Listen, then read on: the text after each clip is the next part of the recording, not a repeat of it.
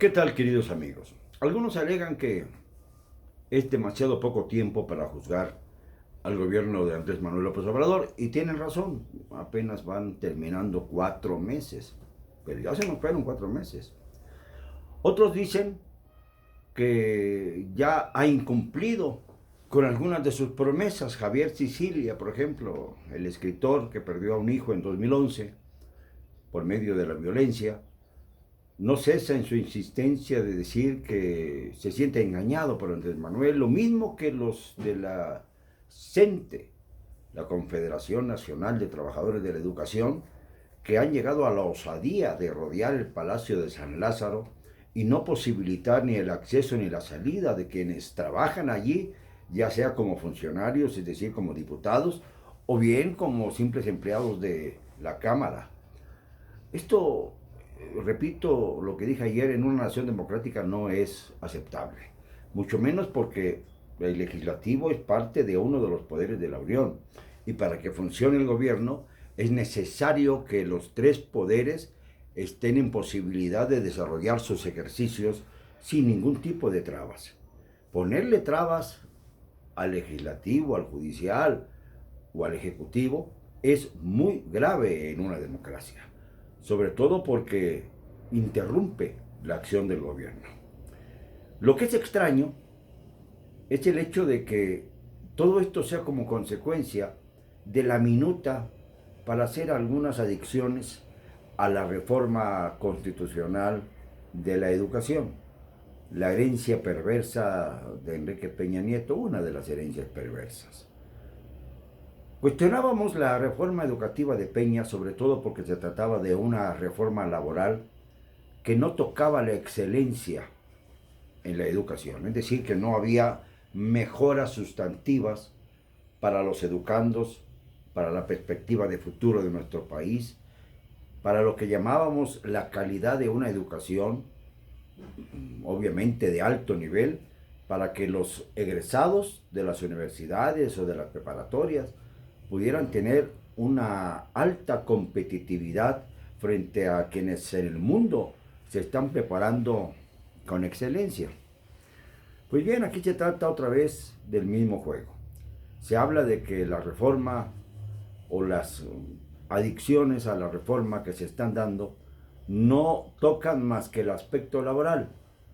Ya no habrá posibilidad de que los maestros tengan que conquistar su plaza por oposición, es decir, en competencia con otros de su mismo nivel.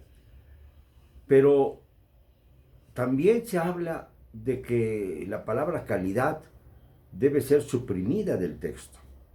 Pues bien, pues ni esto ha sido suficiente a decir de la gente, porque consideran, y esto es importante decirlo, que aún se privilegia la concesión de plazas porque la selectividad que marca esta nueva reforma únicamente tiende a desplazar a aquellos que pudieran ser incómodos para el gobierno o para el sistema político mexicano.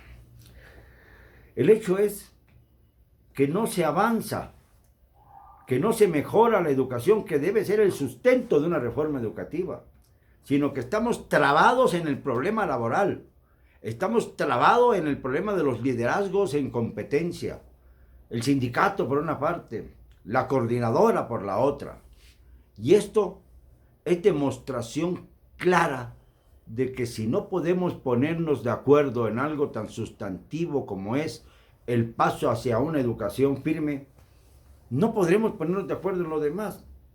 Por ejemplo, el presidente de la República insiste en que tiene derecho de réplica ante periodistas y críticos y demás.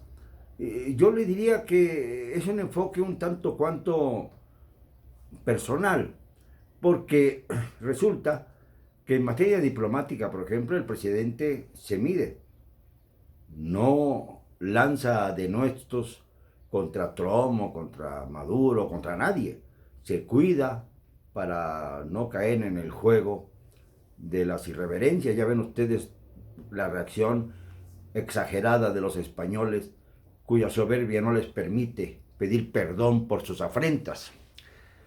Entonces se cuida el presidente en ese aspecto. Lo mismo pasa hacia el interior del país. ¿Qué acaso se debe ser prudente con Trump, pero no ser prudente con los sectores que no están muy de acuerdo con las acciones del presidente? Aquí es donde entra el tema de la prensa, de los críticos, etcétera. Ya no voy a hablar de calificativos, pero yo creo que el presidente, con la misma grandeza con la que se dirige a las naciones del exterior, a los gobiernos del exterior, limitando su propio lenguaje e incluso su propia ideología, debe ver también por mejorar su capacidad para dirigirse a todos los sectores de la sociedad que gobierna. Porque finalmente todos somos mexicanos, todos estamos bajo su presidencia, pero ejerciendo la soberanía popular, vuelvo a insistir en el término y lo subrayo, la soberanía popular que está por encima de los poderes de la Unión. Aquí es donde radica la esencia misma de la República, de acuerdo a lo que marca la propia Carta Magna. Si esto es el eje de la vida republicana, de la cuarta transformación incluso, debe ser muy prudente cuando habla y cuando se dirige a quienes no concuerdan con él al 100%, o a quienes no concuerdan con él en nada, que también es una forma un tanto cuanto ridícula de aceptar los hechos que son. No reconocerle al presidente nada es tanto como cuando el presidente no le reconoce a sus críticos nada. Y entonces, en estas condiciones no es posible llegar a esta unidad nacional a la que tanto aspiramos todos los mexicanos. Yo creo que hay que rectificar algunas cosas, hay que pensar otras, hay que hablar del tema de los migrantes, que es muy serio y se está complicando en manos de alguien que no es político, la secretaria de Gobernación, Olga Sánchez Cordero, y que amerita toda nuestra atención.